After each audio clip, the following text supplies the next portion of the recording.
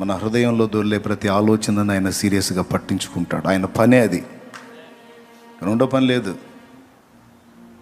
ఒకవేళ వేరే పనులు ఎన్ని పనులు ఉన్నా సరే నీ మీద ఎప్పుడు దృష్టి అలా పెట్టే ఉంటాడు.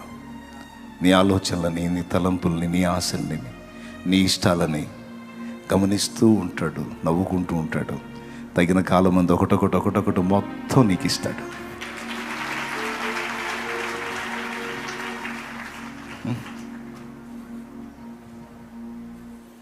నా అనుభవం నేను చెప్పా. జస్ట్ ఈ ఒక్కటే కాదు, ఇన్ని ఈరోజు కూడా అందుకే చెప్తున్నా, నాకు ఇది ఇష్టం, అది ఇష్టం, నాకు ఇవి జరిగితే బాగుండు, ఇది వస్తే బాగుండు, అది అయితే బాగుండు, ఇలా ఉంటే బాగుండు, ఇది ఇలా కుదిరితే బాగుండు, ఇలా అయితే బాగుండు, అది బాగుండు, ఇది బాగుండు, అన్ని బాగుండులన్నీ ఉన్నాయి కదా నీ దగ్గర. ఈ బాగుండుల లిస్ట్ అంతా ఆయన దగ్గర ఉంటుంది. ఆయన దగ్గర ఉంటుంది. చక్కగా అవన్నీ గుర్తుపెట్టేసుకుంటాడు, భద్రం చేసుకుంటాడు. సరే, ఇది బాగుండు, అది బాగుండు, ఈ బాగుండులన్నీ నువ్వు పక్కన పెట్టేసి ఆయన ఇష్టాన్ని వెతుకుతూ ఉంటావు చూడు. ఇట్లా చేస్తే ఆయన సంతోషపడతాడు, ఇలా చేస్తే నా ప్రభు ఆనందపడతాడు, నేను ఇలా ఉంటే ఆయనకి ఇష్టం, నేను ఇలా చేస్తే ఆయనకి ఇష్టం అని ఆయన ఇష్టాలు వెతుకుతూ ఉంటావే, ముచ్చట పడతాడు, మురిసిపోతాడు. ఆయన ఇష్టాన్ని వెతుకుతున్న నీకు, ఆయన చిత్తాన్ని వెతుకుతున్న నీకు దాచిపెడతాడు. నీ ఇష్టాలను నెరవేర్చడం కోసం దాచిపెడతాడు ఆయన. వెంటనే అందాల్సిందైతే తక్షణమే అందేటట్టు చేస్తాడు. కొంచెం టైం తీసుకోవాల్సి ఉంటే నువ్వు ఆశించిన దాన్ని అలాగా దృష్టించి మౌనంగా ఉంటాడు. తగిన కాలమందు నీకు ఇస్తాడు. ఎట్లా అంటే లేఖనమే చెప్తుంది, అడుగు వాటి కంటేనో ఊహించు వాటి కంటేనో అత్యధికముగా దయచేయగల దేవుడు. నువ్వు అడిగింది గోరంత అయితే నా ప్రభు ఇచ్చేది కొండంత. అయితే ఇక్కడ షరతులు వర్తిస్తాయి. షరతు ఏంటి అంటే ఆయన ఇష్టాన్ని వెతికే తన బిడ్డల విషయంలో. కాబట్టి మనం ఆయన మీద దృష్టి పెట్టాలి. ఈరోజు మీరు అందుకే వచ్చారు, నాకు అదే సంతోషం. అందుకే చెప్తున్నా, ఆయనే కావాలి, ఆయన సన్నిధి కావాలి, ఆయన ఆత్మ కావాలి, ఆయన బలం కావాలి, ఆయన ప్రసన్నతను అనుభవించాలి, ఆయన ప్రభావంతో నింపబడి బాగా పైసలు సంపాదించాలనే నో, నశించిపోతున్న ఆత్మలను రక్షించాలి, సాతాను కోటలు కోల్చాలి, దుష్టుని కార్యాలను అడ్డగించాలి, నశించిపోతున్న జీవితాలను ప్రభావితం చేయాలి, కూలిపోతున్న కుటుంబాలని కట్టాలి, ఆత్మహత్యలను ఆపాలి, త్రాగుబోతుల్ని రక్షించాలి, దుర్మార్గుల్ని రక్షించాలి, నరహంతకుల్ని రక్షించాలి, మార్చాలి. ఆ పాపిష్టి బంధకాల్లోంచి వారిని బయటికి తీసుకొని రావాలి. దానికోసం దేవుడు నన్ను సిద్ధపరచాలి, దేవుని సంతోషపెట్టాలి. నేను క్రమంగా నడుచుకోవాలి, అక్రమంగా నడుచుకున్న వారిని అనేకుల్ని సరిచేసి సక్రమమైన దారిలోకి నేను తేవాలి. అందుకోసం ఆయన శక్తి నాకు కావాలి. గతంలో శక్తి పొందుకున్నాను, కొంతవరకు ప్రయాణం సాగింది. మళ్ళా నాకు అదనపు శక్తి కావాలి. మీకు తెలీదు, ఎప్పటికప్పుడు ఈ స్పర్శ కలిగి ఉండి దేవుని దగ్గర శక్తి పొందుకుంటూ ఉండాలి. మనం యేసు ప్రభు కంటే గొప్పవాళ్ళమా మనం? సేవారంభానికి ముందు రక్షణ బాప్తీసం పొందగానే 40 రోజులు ఊరు వదిలిపెట్టి అడవిలోకి వెళ్ళాడు. చూస్తారా? తెలుసుగా మీకు, అది తెలీదా? మరి దారుణం. సువార్తల్లో ఉంటుంది. ఆయన బాప్తీస్మం పొందినప్పుడు వెంటనే ఒడ్డుకొచ్చి ఏం చేశాడు? ఆత్మచేత అరణ్యమునకు కొనిపోయి ఏం చేశాడు? 40 దినములు అరణ్యములో సంచరించుచు అపవాది చేత శోధింపబడుచుండెను. 40 దినములు అయిపోయిన తర్వాత వాక్యం ఇలా చెప్తుంది, చూడండి వాక్యం ఏం చెప్తుంది. లూకాసు వార్త 4 తీసుకోండి ఒక్కసారి. 13వ వచనం. అపవాది ప్రతి శోధనను ముగించి కొంతకాలము ఆయనను విడిచిపోయెను. గమనించాలి, పూర్తిగా వదిలిపోయెను, పూర్తిగా విడిచిపోయినని కాదు, కొంతకాలము. జీవితాంతం ఇక వదిలిపోయినల్లా కొంతకాలము ఆయనను విడిచిపోయాను అంటే దాని అర్థం ఏంటి? ప్రభువుని శోధించడానికి వాడు మళ్ళా ఆయనను దర్శించాడు. అయితే ఇక్కడ 40 దినములు ఉపవాస ప్రార్థనలో ప్రభు అరణ్యములో జీవించాడు, లోకానికి వేరుగా, తండ్రికి దగ్గరగా. ఆ టైంలో 40 రోజులు శోధించి తర్వాత ప్రతి శోధనను ముగించి అన్నారు. అక్కడ ప్రతి శోధన అన్న మాట కూడా చూడండి, ఆ మాట అండర్లైన్ చేసుకోండి. అపవాది ప్రతి శోధనను అంటే ఒక రకంగా శోధించాల, ఆయన్ని ఒక రకంగా శోధించాల, రకరకాలుగా శోధించాడు. అంటే వాడి దగ్గర కొన్ని వెరైటీలు ఉన్నాయన్నమాట శోధించడాల్లో, వాడి శోధనల్లో ఆ వెరైటీలు అన్నీ ఉపయోగించాడు ఆయన మీద. ప్రతి శోధనలో గెలుపు పొందాడు. మనకి మెట్టుకు 3 కనపడతాయి అక్కడ. రాళ్ళని రొట్టెలుగా చేసుకొని తిను, శిఖరం మీద నుండి దూకు, నా కాలు మొక్కు. ఈ 3 రకాల శోధనలు: శరీరాశ, నేత్రాశ, జీవపు డంబం. ప్రతి విధమైన ప్రతి శోధనను ముగించి కొంతకాలం వదిలిపోయాడు. ఆ తర్వాత వాడు వదిలి వెళ్ళిన తర్వాత రాయబడి ఉంది, అప్పుడు యేసు ఆత్మ బలముతో గలిలయకు తిరిగి వెళ్ళెను. ఆయనను గూర్చిన సమాచారం ఆ ప్రదేశమందంతటా వ్యాపించెను. దేవునికి స్తోత్రం చెప్తావా? గట్టిగా చెప్తావా? మొదటి విషయం అక్కడ అయిపోయింది. స్టార్టింగ్లో ప్రేయర్ చేశాడు, ఆత్మ బలంతో నింపబడ్డాడు. ఇక ఆ తర్వాత అరణ్యపు అనుభవంలోకి ప్రభు వెళ్ళలేదా? ఆ తర్వాత అరణ్యపు అనుభవంలోకి ప్రభు వెళ్ళలేదా అంటే మీరు గమనించాలి, అనేక సార్లు వెళ్ళాడు ఆయన. చెప్పాలంటే ప్రతిరోజు వెళ్ళాడు. చాలా క్రమంగా, క్రమశిక్షణగా ఆ పని చేశాడు ఆయన. ప్రతి దినము ఆయన తండ్రిని కలుసుకున్నాడు. ప్రతిరోజు తండ్రి దగ్గర నుండి సమాచారం పొందాడు. అంతటా ఆయన జన సమూహమును పంపివేసి ప్రార్థించుటకు ఒలీవల కొండకు వెళ్ళెను. ఒకప్పుడు ఆయన ఒంటరిగా ఉండెను, ప్రార్థించుటకు అరణ్యములోనికి వెళ్ళెను. ఇట్లా అనేక వచనాలు లేఖనాల్లో నీకు దొరుకుతాయి.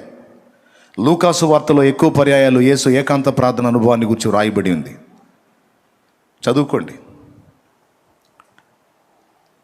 యేసు ప్రభువే ఒకసారి ఆత్మబలంతో నింపబడ్డ తర్వాత అంతటితో ఆగకుండా మళ్ళా తండ్రిని సమీపించి కొలత లేకుండా ఆత్మను పొంది ఆ శక్తితోనే ఆయన జీవించి భూమి మీద సజీవుడు మన మానవ శరీరంతో జీవించినంత కాలం మానవాతీతమైనటువంటి కార్యాలు జరిగించిన, మానవులకు సాధ్యం కాని ఒక అసాధారణ జీవితాన్ని జీవించి చూపించిన, ఇదంతా ఎలా సాధ్యమైందంటే దేవుని పరిశుద్ధాత్మ సహాయంతోనే సాధ్యమైంది.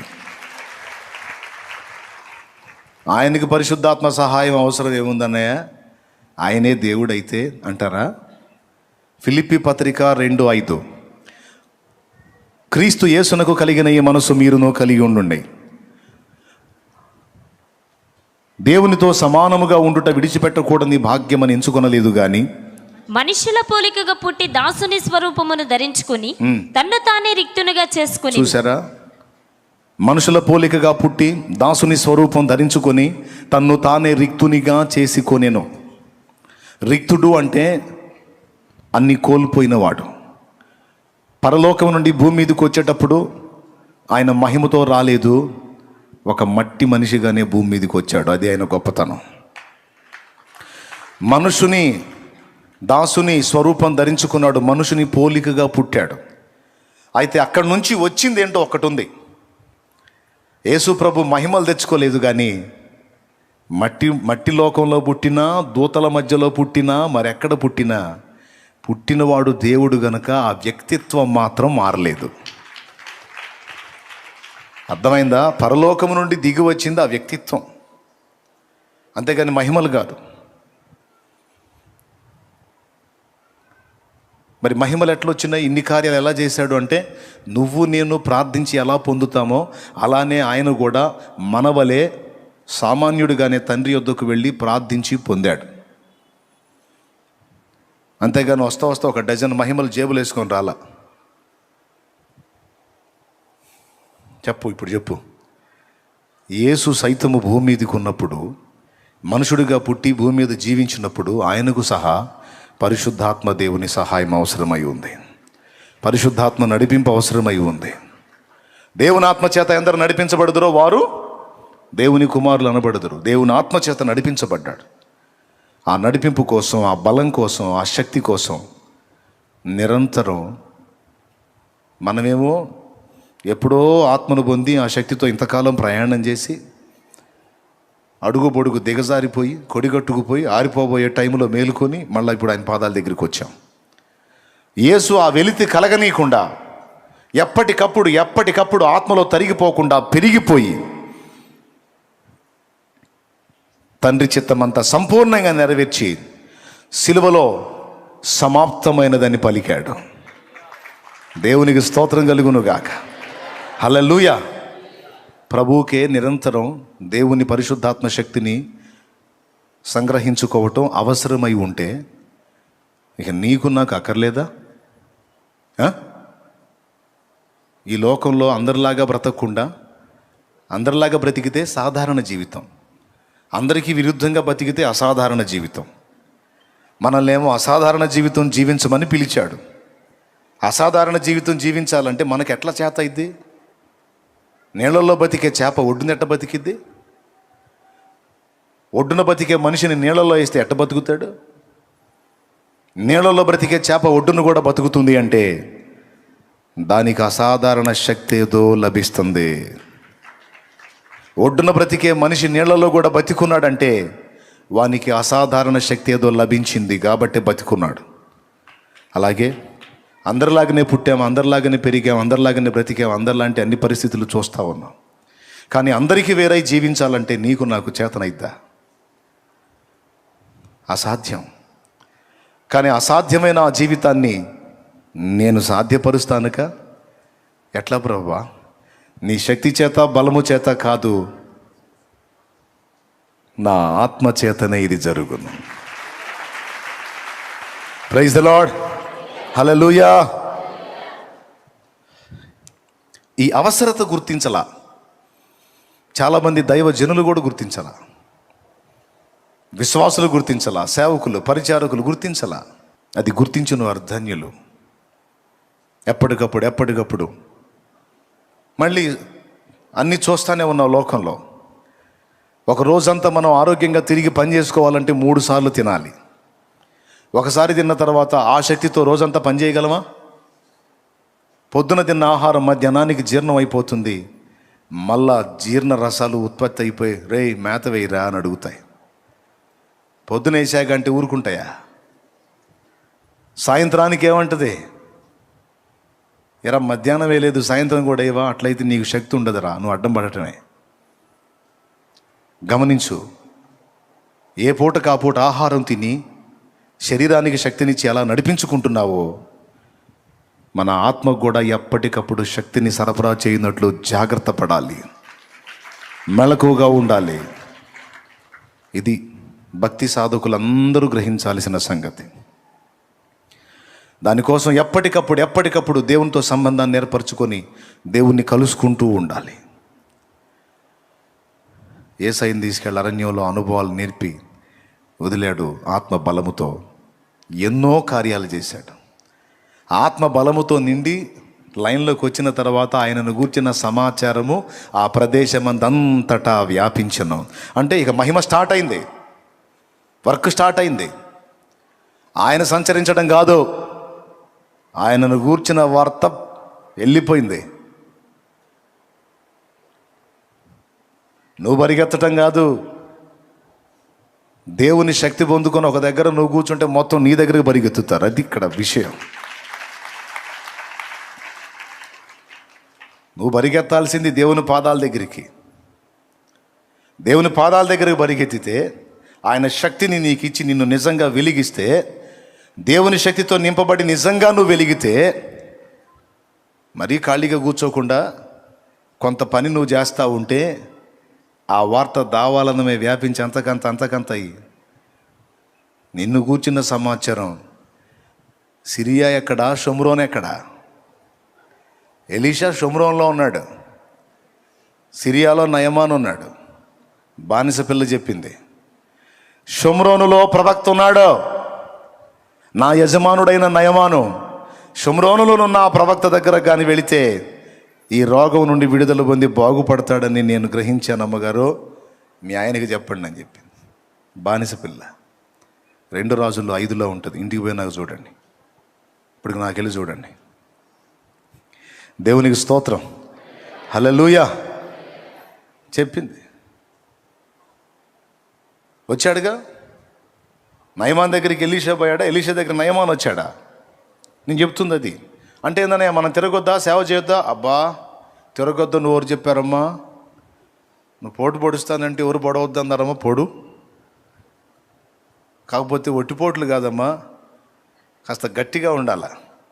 కార్యం చేస్తే సరిగ్గా ఉండాలంటే ఏం చేయాలా? దేవునితో కలుసుకోవాలా, శక్తి పొందుకోవాలా. శక్తి పొందుకొని బయలుదేరితే అప్పుడు కదులుతాయి ఎక్కడెక్కడ వ్యవహారాలన్నీ. నువ్వు ఆ శక్తి పొందుకోవు, అసలు అది నీలో తరుగైన పోయిందన్న సంగతే నీకు తెలియదు. ఏదో చేయాలని పరిగెత్తి సగం బడ ఊడిపోయా. దేవునికి స్తోత్రం కలుగునుగాక, హల్లెలూయా. సగం బడ ఊడిపోయా, సగం బడ తెలిపోయిపోయా, సాధించింది ఏం లేకపోయా. కాదు, శక్తితో నింపబడాలి. దేవుని శక్తితో మనం నింపబడినట్లు అప్పటికి మనలో ఉన్నవన్నీ కూడా దేవుడు మొదట ఖాళీ చేయాలి.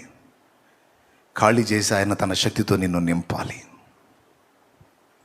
దేవునికి మహిమ, హల్లెలూయా.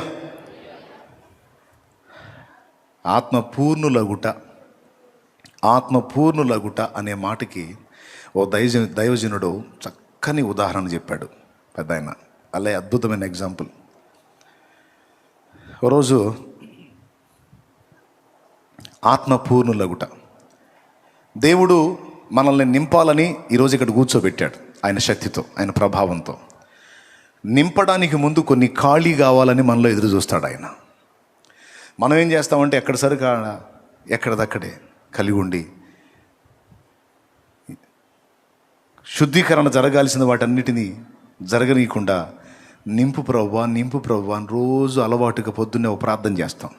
నీ పరిశుద్ధాత్మ నింపు ప్రభువా, నీకు స్తోత్రమని అన్ని అంశాలతో పాటు అదొక అంశంగా చేసి లేచి వెళ్ళిపోతాం.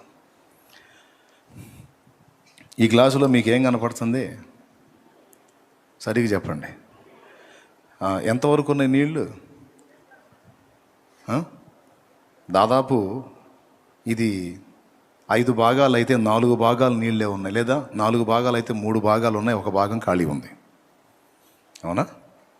ఇట్లాగా మనం ఆల్రెడీ సరుకుని రకరకాల సరుకుని నింపేసుకొని, మరీ కొంతమంది అయితే కాస్త నీళ్ళు పోయినాయన గ్లాసులో పోసి. Thank you.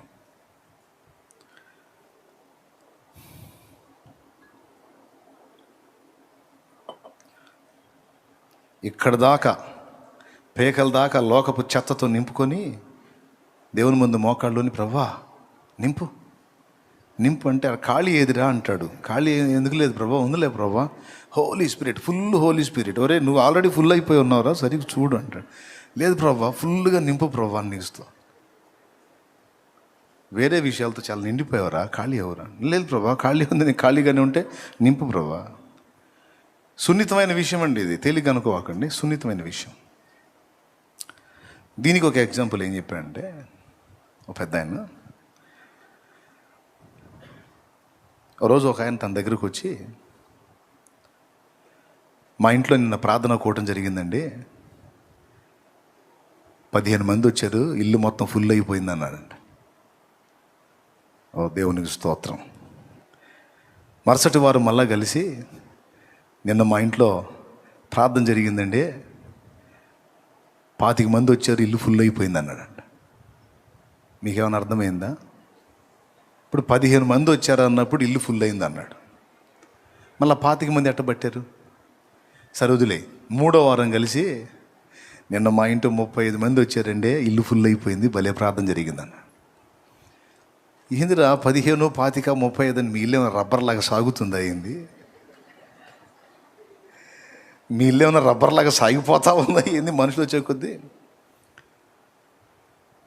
అని అడిగితే దాందే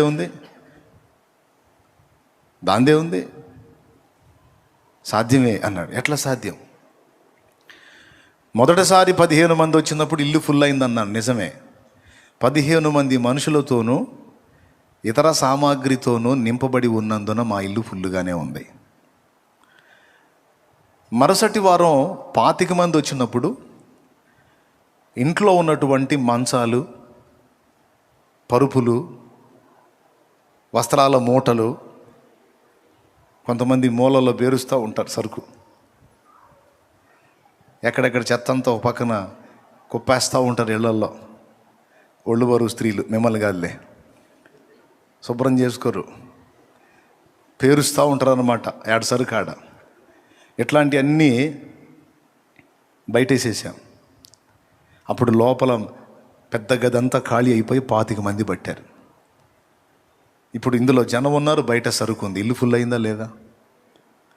ఫస్ట్ 15 మందే ఉన్నారు, ఎక్కడ సామాను అక్కడే ఉంది. ఫుల్ అయిందా లేదా? దేవునికి మహిమ. ఇక మూడో వారం ఆ గదిలో తీసాం, ముందే తీసాం కదా 25 మందికి. ఈ పంచలో కూడా తీసి ఓపెన్ మెల్లాలో పెట్టాం. ఆ మిగిలిన ఆ కొద్ది ఆ గ్యాప్లో మిగిలిన వాళ్ళు పట్టారు. ఇప్పుడు ఇల్లు మొత్తం వ్యక్తులతో నిండిపోయారు, సామాగ్రి మొత్తం బయటికి వెళ్ళిపోయింది. ఇప్పుడు ఇల్లు ఫుల్ అయిందా లేదా? ఇది మన లోపల ఖాళీ కావాల్సినవి కొన్ని ఉన్నాయి. ఎవరికి వాళ్ళకి తెలిసిద్ది. నేను ఇంకా ఏమేం ఖాళీ చేసుకోవాలి, ఎక్కడ నేను ఇంకా తరుగు ఉన్నాను, ఇంకా ఏమి ఉండకూడనివి నాలో ఉన్నాయి, అవన్నీ ముందు తొలగిస్తే, నేను చెప్తున్నా, నువ్వు ఎంత ఖాళీ అయితే అంత నింపబడతావు. లోకపు చెత్తతో, లోకపు వ్యవహారాలతో, లోకపు సంగతులతో ఎంతగా నిండిపోయావో, వాటన్నిటిలో నుంచి ఎంత ఖాళీ అయితే దేవుని ఆత్మశక్తితో అంతగా నింపబడతావు. గోధుమ గింజ భూమిలో పడి చావకుండిన ఎడల అది ఒంటిగానే ఉంటుంది, కానీ అది చచ్చిన ఎడల బహుగా, అది ఏ స్థాయిలో నువ్వు గ్యాప్ ఇస్తావో ఆ స్థాయిలోనే దేవుడు నీలో ప్రవహించడం మొదలు పెడతాడు. ఏ స్థాయిలో నువ్వు దేవునికి అందుబాటులోకి వస్తావో ఆ స్థాయిలోనే నిన్ను వాడగలుగుతాడు. నువ్వు కంప్లీట్గా ఖాళీ అయి దేవునికి అప్పగించుకున్నావు అనుకో, కంప్లీట్గా నిన్ను శక్తితో నింపి వాడుకుంటాడు ఆయన. గట్టిగా స్తోత్రం చెప్పండి ఒకసారి. సో దేవుని శక్తిని పొందుకోగోరి మనం వచ్చాము.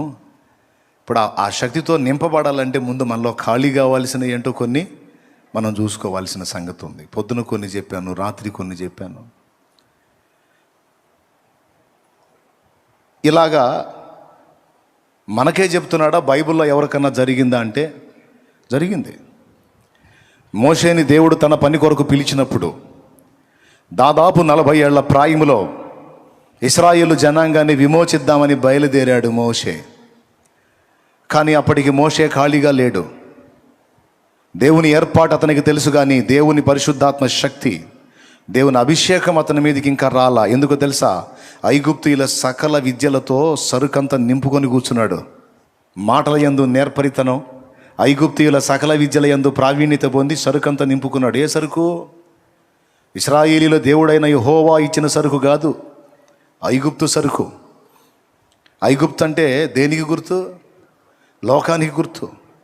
లోక సంబంధమైనటువంటి సరుకు అంతటితో నింపబడ్డాడు. ఎన్నేళ్ళు? బాల్యం మొదలుకొని 40 ఏళ్ల ప్రాయం వరకు మోషేలో నింపబడిన సరుకంతా ఐగుప్తు సరుకే. స్తోత్రం, హల్లెలూయా. ఆ చివరాఖర్లో తన జన్మ కారణం ఏంటో, తన ఎవరి సంతానమో ఎరిగి వాళ్ళని బానిస శృంఖలాల్లోంచి బయటికి తీసుకొని రావాలనే బాధ్యత తన భుజాల మీద దేవుడు ఉంచాడని ఎరిగి ఈ ఐగుప్తు సరుకంతా ఎక్కడిదక్కడ లోపల పెట్టుకొని తాను ఉన్న ఫలంగా వెళ్ళి వాళ్ళని బయటికి తేవాలని చూశాడు. నేను చెప్పనా, ఆ పని మోషేను చేయనీలా దేవుడు. ఒకవేళ అలాగున మోషే ఆ పనికి వెళ్ళినట్టయితే నేను చెప్పనా, ఐగుప్తులోంచి ఇశ్రాయేలీని బయటికి తేవటం కాదు, మొత్తాన్ని నాశనం చేసి ఆడబెట్టేవాడు.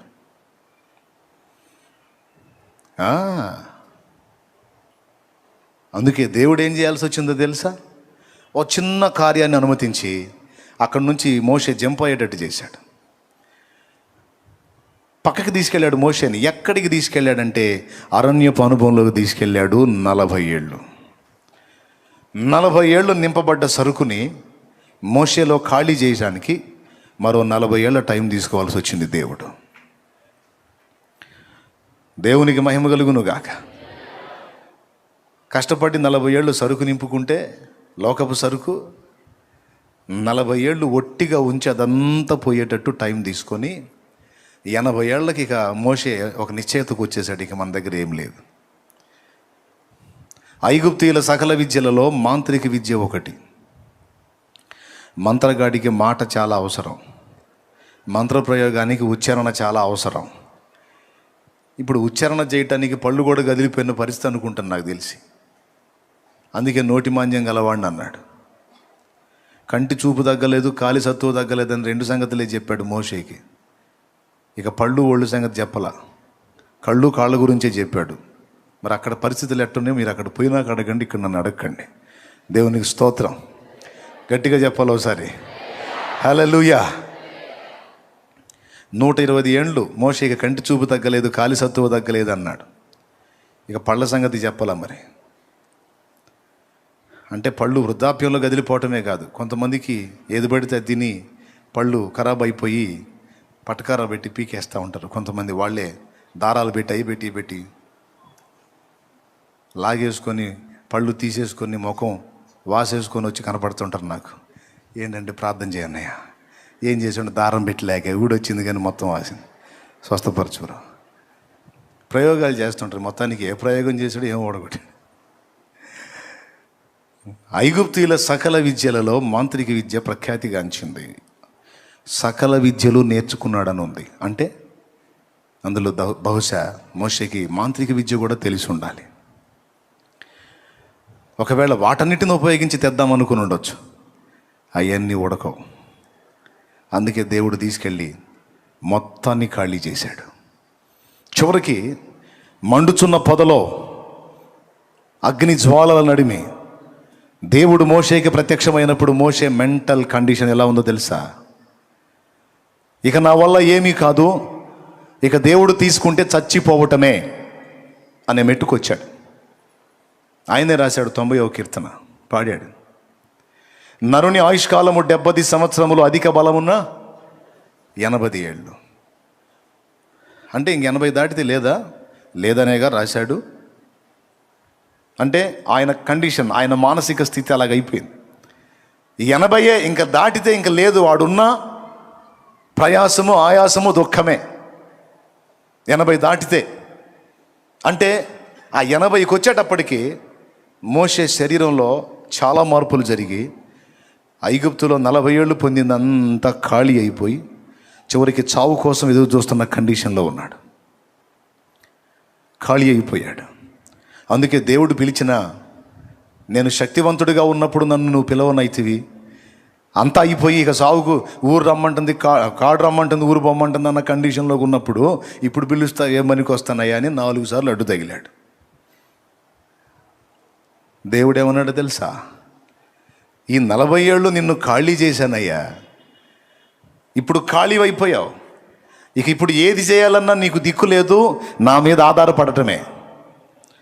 పూర్తిగా నీవు నా మీద ఆధారపడినంతగా నిన్ను సిద్ధపరచుకున్నాను. ఇప్పుడు ప్రతి విషయంలో నీకు నా వైపే చూస్తావు. ఇక నాకు కావాల్సింది అది. ఇక అక్కడి నుంచి అయిపోయింది నా జీవితం అన్నకాడి నుంచి మరో 40 ఏళ్ళు పొడిగించి తను చేయాలనుకున్న సేవ అంతా 40 ఏళ్లలో చేసి మోషేని తీసుకున్నాడు, చేయించి 40 ఏళ్ళు. ఫస్ట్ ఏం చేశాడు? దేవుని శక్తితో మోషేని నింపక మునుపు మోషేని ఏం పని చేశాడు? మోషేలో అన్నిటినీ దొళ్ళగొట్టే పని చేశాడు, ఖాళీ చేసే పని చేశాడు 40 ఏళ్ళు. ఈరోజు చెప్తున్నాను, చాలామంది కొంతమంది నేను వాడబడట్లేదు, నన్ను దేవుడు ఎందుకో అన్ని విషయాల్లో సరిగా వాడుకోవట్లేదు కొంతమంది దైవజనులు వాపోతూ ఉంటారు. చింతపడొద్దు, దేవుడు నిన్ను ఖాళీ చేస్తున్నాడు. ఒకవేళ దేవుడు ఖాళీ చేయటం పని సంపూర్తి అయిన తర్వాత రెండో పని స్టార్ట్ అయింది. ఖాళీ చేసిన దేవుడే తిరిగి తన శక్తితో నింపటం మొదలు పెడతాడు. మొదట ఖాళీ చేస్తాడు, తర్వాత నింపుతాడు, నింపిన తర్వాత పంపుతాడు. అప్పుడు వాడబడతావు నువ్వు బలంగా. ఇస్తాడు అవకాశం, ఇస్తాడు. సేవకులకు చెప్తున్నాను, చాలామంది దైవజనులు ఉన్నారు కనుక విశ్వాసులకు కూడా చెప్తున్నాను, దేవుని శక్తి మనలో నింపబడాలని వచ్చి కూర్చున్నాం కదా, దానికి ముందు నువ్వు ఖాళీ కావాలి. లోకపు చెత్త నీలో చాలా పెరిగిపోయింది, అది గుర్తుపట్టి దాన్ని అంతటిని నువ్వు తొలగించుకునే విధంగా సిద్ధపడాలి అని దేవుడు అడుగుతున్నాడు. ఒకసారి గలతీ పత్రిక మీరు తీయగలిగితే,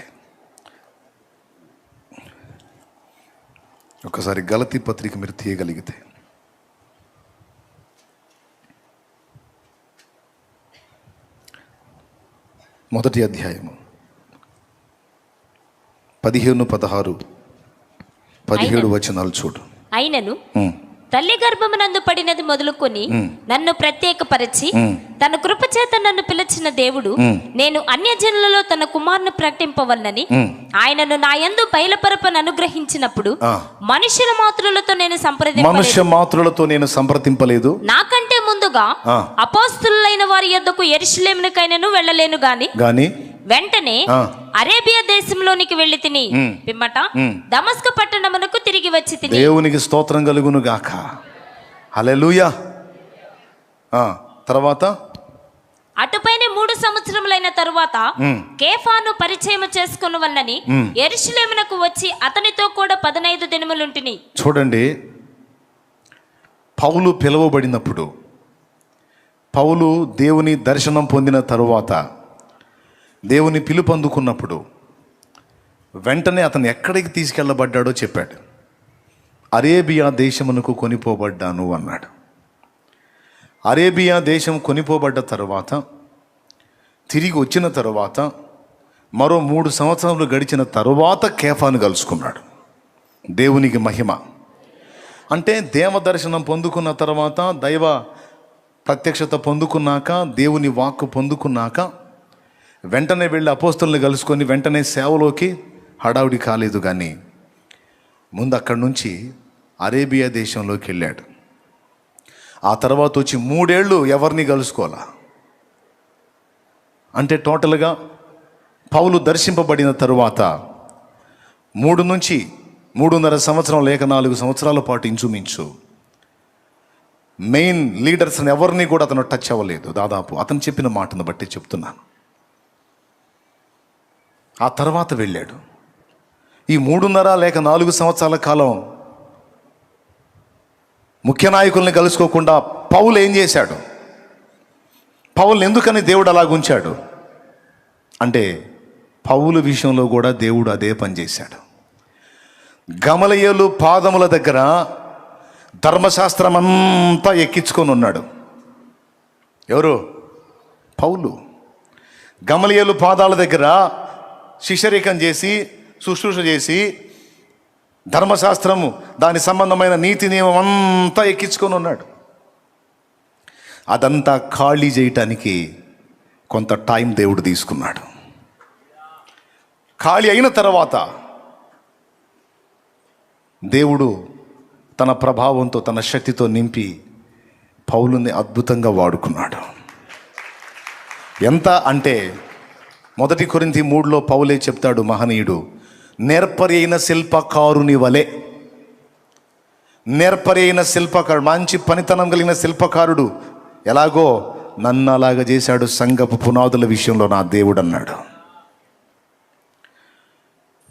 దేవుడు తన శక్తిని, తన అభిషేకాన్ని, తన ప్రభావాన్ని ఒక వ్యక్తికి ఇవ్వక మునుపు ఆ వ్యక్తిలో లోక సంబంధమైన వాటన్నిటినీ దొళ్ళగొట్టుట లేదా తొలగించుట, వెళ్ళగొట్టుట అనే కార్యం తప్పనిసరిగా చేస్తాడు. మోషే జీవితంలో మనం ఇది చూస్తాం, పౌలు జీవితంలో చూస్తాం. మోషే దేవుని పరిశుద్ధాత్మ కలిగిన వాడు, ఆయన శక్తి కలిగిన వాడు అని మీకు తెలుసా? ఎప్పుడు పొందుకున్నాడు? అరణ్యపు అనుభవంలో 40 ఏళ్ళు మొత్తం లోపల ఉన్నాయని ఖాళీ అయిపోయిన తర్వాత దేవుడి శక్తిని నింపి పంపించాడు ఐగుప్తుకి. విచిత్రం చూడండి, ఐగుప్తులో నుంచి బయటకు వచ్చాడు మోషే. ఐగుప్తులోంచి బయటకు వచ్చాడు, మిథ్యానుకు వచ్చాడు. జాగ్రత్తగా వినండి ఒక్క ముక్క. ఐగుప్తులో నుండి మోషే మిథ్యానుకు వచ్చాడు. ఇప్పుడు ఆయన ఐగుప్తులో ఉన్నాడా, పక్కకు వచ్చాడా? నోరు తెరిచి చెప్పండి. వచ్చాడా? విచిత్రం చెప్పనా?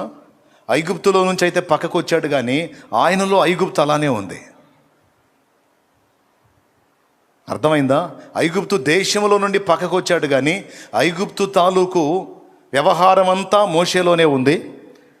దాన్ని మోషేలో నుంచి ఖాళీ చేసి, ఉదాహరణకి ఐగుప్తాన్ని తీసేయి, లోకం అని పెట్టుకో. అక్కడ లోకంలో నుంచి మనల్ని ప్రత్యేకపరిచాడు. ఇప్పుడు మనం లోకంలో నుంచి వేరుపరచబడ్డాం, కానీ మనలో ఉన్న లోకం ఇంకా వేరు కావాల్సి ఉంది. మోషేని ఏం చేశాడు తెలుసా? ఐగుప్తులోంచి బయటికి తెచ్చాడు. మోషేలో ఉన్న ఐగుప్తును బయటికి తీశాడు. తర్వాత తన శక్తిని నింపి మళ్ళీ ఐగుప్తులోకే పంపించాడు. లోకంలోంచి మనల్ని వేరు చేశాడు. మనలో ఉన్న లోకాన్ని తొలగిస్తాడు. మనలో తన ఆత్మశక్తిని నింపుతాడు, తన వాక్కును నింపుతాడు. నింపి మళ్ళీ మనల్ని లోకంలోకి పంపిస్తాడు. అది దేవుని పద్ధతి. కొంతమంది ఏం చేస్తారు? ఇది గుర్తించకుండా, అసలు ఇది పట్టించుకోకుండా, అందులోంచి పక్కకు వచ్చాను కదా అని ఇంకా దేవుని శక్తితో నింపబడకుండా, లోపల ఖాళీ కాకుండా, కొంత ఇది కొంత అది రెండు కలిగి ఉండి పోయి లోకాన్ని ఉద్ధరించడానికి బయలుదేరతారు. దానికి దేవుడు చెప్పాడు, మీరు యెరూషలేము నుండి వెళ్ళక, అపోస్తల కార్యములో 1వ అధ్యాయం 4-5 వచనాలు. మీరు యెరూషలేము నుండి వెళ్ళక నా వలన వినిన తండ్రి యొక్క వాగ్దానము కొరకు కనిపెట్టండి. చూసారా? మీరు యెరూషలేము నుంచి వెళ్ళొద్దు. గమనించాలి, మీరు యెరూషలేము నుండి వెళ్ళొద్దు. వెళ్ళకేం చేయాలి? నా వలన మీరు విన్న తండ్రి యొక్క వాగ్దానము కొరకు కనిపెట్టుడి. తర్వాత యోహాను నీళ్లతో బాప్తిస్మం ఇచ్చెను గాని కొద్ది దినముల్లోగా మీరు పరిశుద్ధాత్మలో బాప్తిస్మము పొందెదరనెను. దేవునికి మహిమ. ఎన్ని రోజులు కనిపెట్టారు ఒకసారి చెప్పాలి నాకు. వారు ఎన్ని రోజులు కనిపెట్టారు మేడగది మీద? 40వ రోజు ప్రభు ఆరోహణమై వెళితే ఆ రోజు మొదలుకొని పెంతెకోస్తు పండుగ అంటే 50వ రోజు వరకు, అంటే 10 రోజులు కనిపెట్టారు. ఎన్ని రోజులు? 10 రోజులు. 10 రోజులు వాళ్ళు దేవునికి అందుబాటులో ఉన్నారు. దేవా, ఇంకా మాలో ఏం ఖాళీ కావాలో అదంతా ఖాళీ చేయి, మమ్మల్ని శుద్ధి చేయి, మాకు నీ ఆత్మను ప్రసాదించు, మాకు నీ శక్తిని నింపు. నువ్వు శక్తిని ఇవ్వకపోతే లోకంలోకి వెళ్ళి నీ నామాన్ని మయంపరచలేం అని కూర్చున్నారు. కూర్చున్నప్పుడు 10వ రోజు ఏం జరిగింది? అగ్ని నాలుకల వలె విభాగింపబడి వారందరి మీద ఉరాలాడు. ఒక మాట చెప్పండి, యేసు ప్రభు మీదికి పరిశుద్ధాత్మ వచ్చినప్పుడు ఎలా వచ్చాడు? పెద్దగా చెప్పాలి, పావురాకారంతో వచ్చాడు. మరి వీళ్ళ మీద కూడా పావురాకారంతో రావాలి కదా. మరి వీళ్ళ మీదకి అగ్ని రూపంలో ఎందుకు వచ్చాడు? అగ్ని 2 కార్యములు జరిగిస్తుంది, గుర్తుపెట్టుకోండి. అగ్ని 2 కార్యాలు. 1 చెత్తను కాల్చి వేస్తుంది, 2 శక్తిని పుట్టిస్తుంది అగ్ని. హల్లెలూయా, హల్లెలూయా. అది రహస్యం. 2 జరగాల అపోస్తలలో. యేసయ్య మీదకి అగ్నిలాగా అవసరం లేదు, ఆల్రెడీ పరిశుద్ధుడు, ఏ పాపము లేని పరిశుద్ధుడు, పాపులందరికీ రక్షణకర్త, విమోచకుడు, దారి. అగ్ని అంత పవిత్రుడు, అందుకే పావురాకారంతో వచ్చాడు.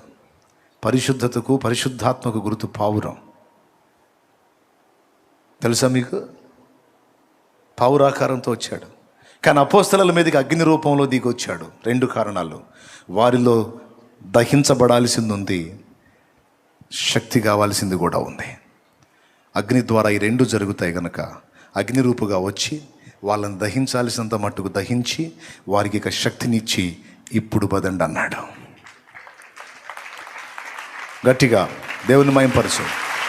ప్రభువుకే మహిమ, ప్రభువుకే మహిమ. హల్లెలూయా, హల్లెలూయా, హల్లెలూయా. అది ఇప్పుడు నేను మొదట తీసుకున్న మాటలన్నిటికీ ఇక్కడ ఒక ముగింపు. దీన్ని బట్టి ఏమర్థమవుతుంది? దేవుడు 2 పనులు మనలో జరిగించాలి. కాల్చివేయాల్సిన వాటిని కాల్చివేయాలి, కలిగించాల్సిన శక్తిని ఆయనే కలిగించాలి. మనకు అగ్నిలో బాప్తిస్మం ఇవ్వాలి, ఆత్మబలంతో నింపాలి. ఇవి జరగాలి. అప్పుడు ఏం జరిగిద్ది అంటే, శుద్ధీకరణ పొందారు, శక్తితో నింపబడ్డారు, పెద్ద చాకిరి చేయలే. ఈరోజు గిలగిల గిలగిల గిలగిల కొట్టుకొని 3000 ప్రసంగాలు చేస్తే ఒకడు సరిగ్గా మారట్లా. ఆ మారినోడు 24 వంకర్లు తిరుగుతున్నాడు ఆత్మీయ జీవితంలో. పెద్ద చాకిరి చేయాల, ఒక్క పావు గంట కూడా లేదా ప్రసంగం. పేతురు చేసిన ప్రసంగం కొడితే ఒక్కటే దెబ్బ, ఒకే దెబ్బ 3000 మంది వరుస పెట్టి, నాకు తెలిసి బాప్తీసం ఇయ్యలేక చచ్చి ఉంటారు అప్పుడు. దేవునికి స్తోత్రం కలుగును గాక. ఉన్న రహస్యం అంతా ఇక్కడ ఉంది. అది నేను మొత్తుకుంటుంది, అది నేను మొత్తుకుంటుంది. ఎన్నిసార్లు చెప్పినా మొత్తుకొని చెప్తుంది. అది ఉన్న ఆయన దగ్గర పట్టుకోకుండా, కరెక్ట్గా ఆయన దగ్గర శక్తి పొందుకోకుండా, పట్టుకోవాల్సిన పాదాలు పట్టుకోకుండా, పొందాల్సిన విధంగా శక్తి పొంది విజృంభించకుండా, అది నిర్లక్ష్యం చేసి నువ్వు ఎంత పరిగెత్తి ఏం సాధిస్తావు? ఏం చేయగలిగావు? ఎంత మాత్రం సాధించావు చెప్పు నాకు.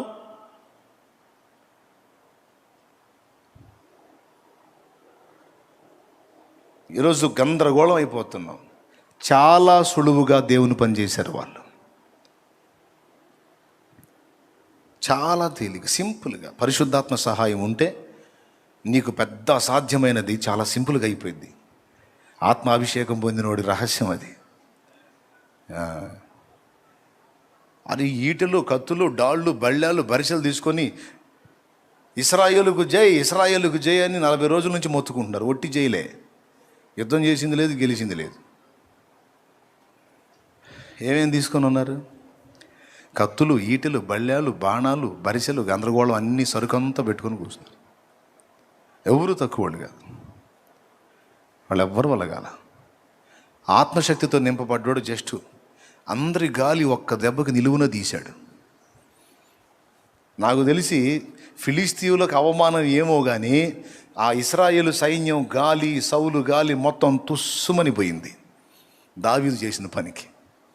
అంటే వీళ్ళందరికీ అన్నీ ఉండి కూడా అసాధ్యమైన ఒక పెద్ద పని దేవుని పరిశుద్ధాత్మ ప్రభావంతో నింపబడిన వాడు చిన్న రాయి తీసుకొని తొలగించి, ఏముంది దీనికోసం 40 రోజుల నుంచి గందరగోళం అయ్యారు మీ బొందా అన్నాడు. దేవునికి స్తోత్రం కలుగును. అది అది ఎట్లా సాధ్యం అవుతుందన్నా నీకు అంటే ఇంకా కాస్త గీరినా సరే నీకు సమాధానం రాదు. ఎట్లా సాధ్యం అన్నా నీకు, ఎట్లా సాధ్యం అన్నా అంటే నాకు సాధ్యం నేను చెప్పానా?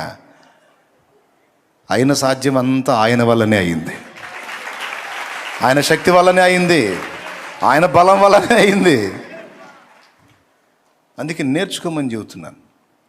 అట్లా కాకుండా ఇంకెవడేం ట్రిక్కులు చేస్తున్నాడు, ఎవడేం ప్లే చేస్తున్నాడు, ఎవడేం గ్యాంబ్లింగ్లు చేస్తున్నాడు, మనం కూడా ఈ రూట్లో పోతే ఏమన్నా కాస్త వర్కౌట్ అయిద్దా, కాస్త లైన్ అవుతాం. ఈ దిక్కుమాల ఆలోచనలు తీసి దెబ్బలో కొట్టి కాస్త ఒరిజినల్గా దేవుని శక్తి పొందుకొని, ఒరిజినల్గా తైలం పొందుకొని ఫలించడానికి ప్రయత్నం చేయండి అని పిలుపునిస్తున్నాడు దేవుడు. చెవులు గలవాడు ఆత్మస్వరం వినుగాక. హల్లెలూయా. కాబట్టి దీన్ని గుర్తిరిగి జాగ్రత్త పడదాం. ఎంత తేలిగ్గా చేసేసారు చూడండి. ఒక రౌండ్లో 3000 మందే, ఇంకొక రౌండ్లో చిన్న అద్భుతం, ఒక కాళ్ళు లేని వాళ్ళు లేపి నిలబెట్టారు అంతే. ఇంకేం చాకిరి చేశారు వాళ్ళు? ఏమైనా చేశారా? వాళ్ళకై వాళ్ళు ఏమన్నా చేశారు చెప్పండి మీరు?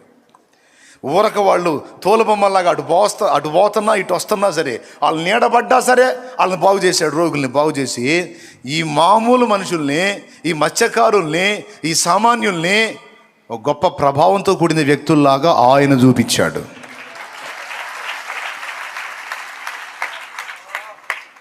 ఆయన చూపించాడు.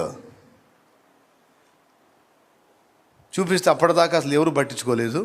ఆ తర్వాత వీళ్ళు పోతుంటే పేతురు గారు ఇదిగో మిమ్మల్ని ఆపమండి, మీ దారిని మీరు పోండి, అసలు మిమ్మల్ని ఆపం మేము, జస్ట్ మీ నీడ పడితే చాలండి, రోడ్డు పక్కన మంచాలు వేసుకుంటామండి. ఏంట్రా బాబు మీరు సరిపోండి, ఎట్లా కానీ సరే ఏంది యోహాన్ ఏ సంగతి అట్లా జరిగిందా? ఈ నీడ తగిలితే వాళ్ళు వేసి కూర్చుంటున్నాడు. దేవునికి స్తోత్రం కలుగును గాక. హల్లెలూయా. ఒక ఉజ్జీవం, ఒక విస్ఫోటనం, ఒక ప్రభావం, ప్రభంజనం, ఒరిజినల్ శక్తి. తోలు బొమ్మలే వాళ్ళు దానికోసం ఎంత చాకిరీ చేశారు నాకు చెప్పండి మీరు. ఈరోజు ఒక మీటింగ్ పెట్టాలంటే మనకి ఎన్ని కుస్తీలు, స్టేజీ కట్టాలా, లైటింగ్ పెట్టాలా, మైకులు కట్టాలా, స్పీకర్లు పెట్టాలా, లచ్చలు తేవాలా, ఎన్ని వందలు వేలుగా లచ్చలు కావాలా, మళ్ళా మరి పబ్లిసిటీ కావాలా, అయ్యగారిది పెద్ద ఫోటో వేయాలా, స్థానిక పాస్టర్ వరద బాధితులాగా చిన్న ఫోటో వేసుకోవాలా. దేవునికి స్తోత్రం కలుగునుగా. హల్లెలూయా.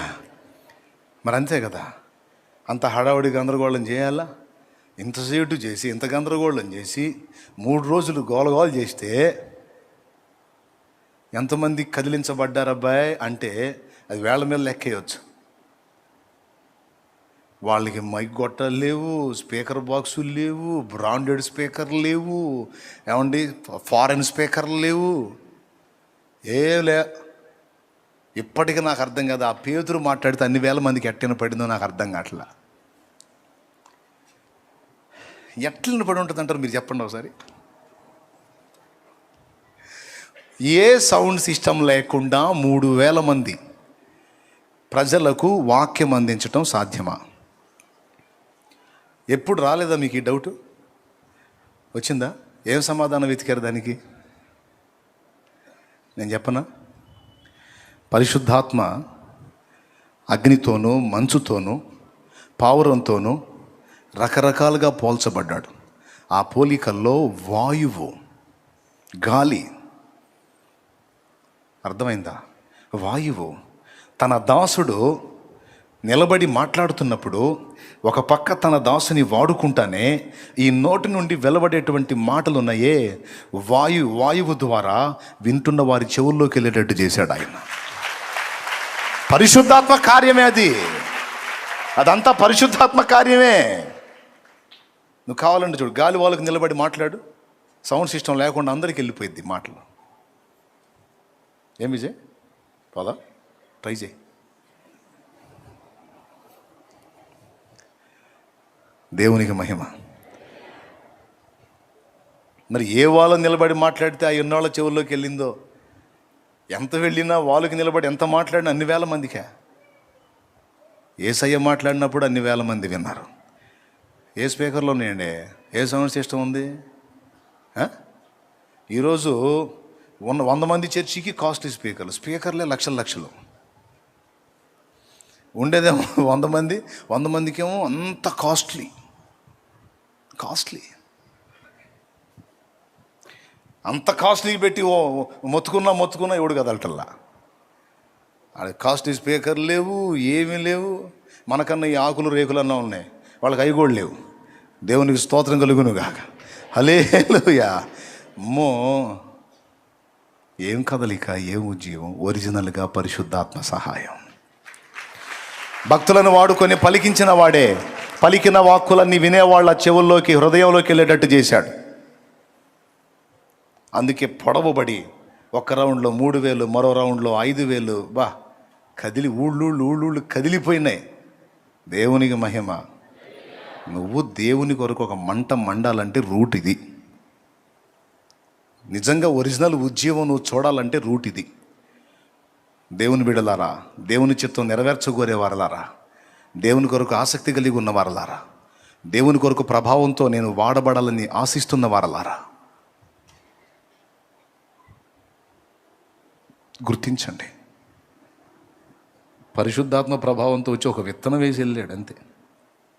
తోమ జస్ట్ ఒక అగ్ని అట్లా రాజేశాడు, ఎప్పటికీ మండుతానే ఉంది. చూడండి, దాన్ని ఆర్పటం ఎవ్వడి వల్ల కాల. మతోన్మాద శక్తులు ఈరోజు కొత్త కాదు.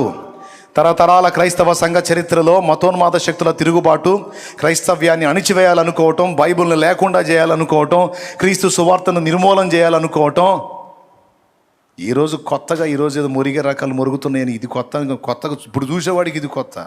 తరతరాల సంఘ చరిత్రలో ఇవన్నీ పాత సంగతులే. ఆగినాయా? సుబ్బరావమ్మ పాటలు పాడా. మూర్ఖులకు తెలియదు క్రైస్తవ్యం పుట్టుక, క్రీస్తు శిలువ శ్రమలలోనే పుట్టె సంఘ కన్యక. మత మూర్ఖులకు తెలియదు క్రైస్తవ్యం పుట్టుక, క్రీస్తు శిలువ శ్రమలలోనే పుట్టె సంఘ కన్యక. ఘోరమైన శ్రమలైన మాకు కొత్త కాదురా, ఘోరమైన శ్రమలైన మాకు కొత్త కాదురా. ఒక మనిషిని చంపితే 1000 మంది అగునురా, ఒక జ్యోతిని ఆర్పితే 1000 జ్యోతులెలుగురా. దేవునికి మహిమ.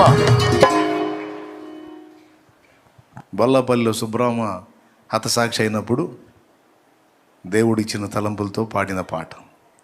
ఆ జ్ఞాపకార్థంగా అట్లాగా రాశాం. దేవుడిచ్చాడు తలంపు, అందులో దొరికింది అద్భుతమైన చరణం. ఆరిపోయారా? వాళ్ళ చేత అయిందా? ఆర్పాలనుకున్న వాళ్ళందరూ ఆరిపోయారు. వాళ్ళ పక్కన వాళ్ళ కింద జ్యోతులు పెట్టి అశ్రుతాంజలి అని పెట్టారు. దేవునికి స్తోత్రం, స్వర్గస్థులైనందుకు చింతిస్తున్నామని పెట్టారు. క్రీస్తు సువార్త జ్యోతిని ఆపాలనుకున్న వాళ్ళకి జ్యోతి ప్రజ్వలనం గావించి పక్కన ఇటొక జ్యోతి బొమ్మ, అటొక జ్యోతి బొమ్మ, మధ్యలో ఆడి ఫోటో. దేవునికి స్తోత్రం. అర్థం కాలేదా? సూర్యుడైనా ఆరిపోవును, సూర్యుడైనా ఆగిపోవును, సువార్త మాత్రం సాగిపోవును. ఆ సూర్యుడైనా ఆగిపోవును, సువార్త మాత్రం సాగిపోవును. అదిగో నా నావ బయలుదేరుతున్నది, అందులో యేసు ఉన్నాడు. ఆ నావలో క్రీస్తు ఉన్నాడు, ఆ నావలో క్రీస్తు ఉన్నాడు. దేవునికి మహిమ. పరిశుద్ధాత్మ శక్తితో నింపబడి ఎక్కడో కేరళలో ఒక కొంచెం అగ్ని, తమిళనాడులో కొంచెం అగ్ని స్టార్ట్ అయ్యి ఈరోజు భారతావని అంతా సువార్త కోసం పరిగెత్తుతూ ఉంది. మొత్తం తిరిగారా?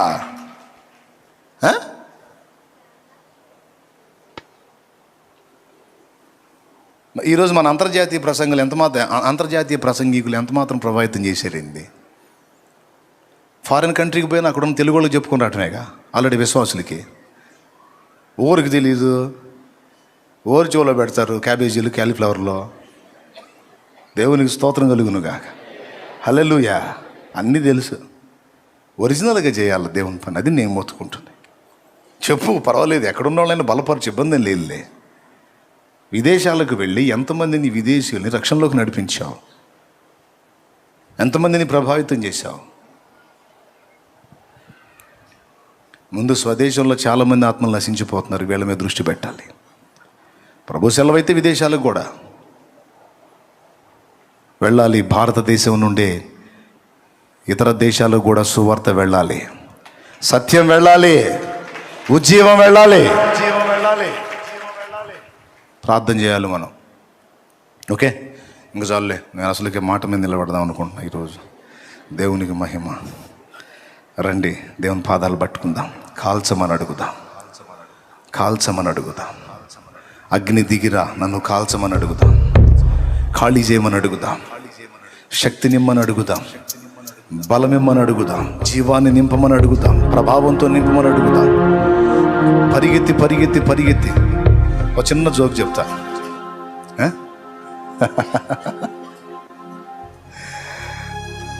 రాత్రంతా నడి సముద్రంలోకి వెళ్ళి వల్లేశారు కదా, ఒక్క చేప కూడా పడలా. ఎంత దారుణం అంటే అంత దారుణం. ఒక్క చేప కూడా. మరి కనీసం ఒకటన్నా పడిద్దిగా, ఒక్కడు కూడా పడలా. అవునా? నడి సముద్రంలోకి వెళ్ళి వేస్తే దేవుడు సహాయం చూడండి. యేసయ్య చెబితే అస్సలు ఉండటానికి అసంభవమైన ప్రదేశంలో కూడా నీ కోసం నువ్వు మొయ్యలేనని చేపలు ఉంటాయి. అది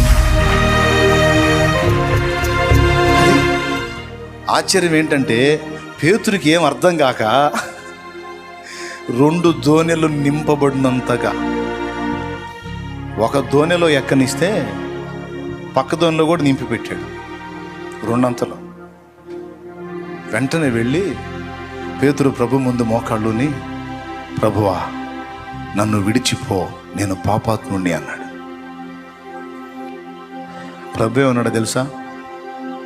ఇప్పటికైనా సిగ్గొచ్చింది, పనికి మాలాడా, సరే పో అనలా. నువ్వు పాపివా పరిశుద్ధుడు అన్న ప్రస్తావనే లేదు. రా, నిన్ను మనుషులను పట్టు జాదరిగా చేస్తాను.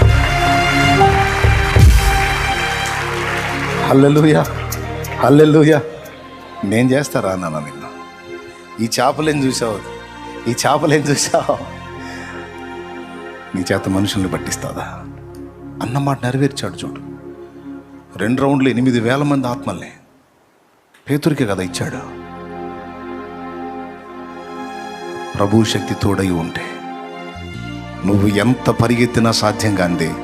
నువ్వు కూర్చున్న దగ్గర కూర్చొని అయ్యా అంటే చాలు, మొత్తం అదే పరిగెత్తుకుంటా వచ్చింది నీ కాళ్ళ దగ్గర.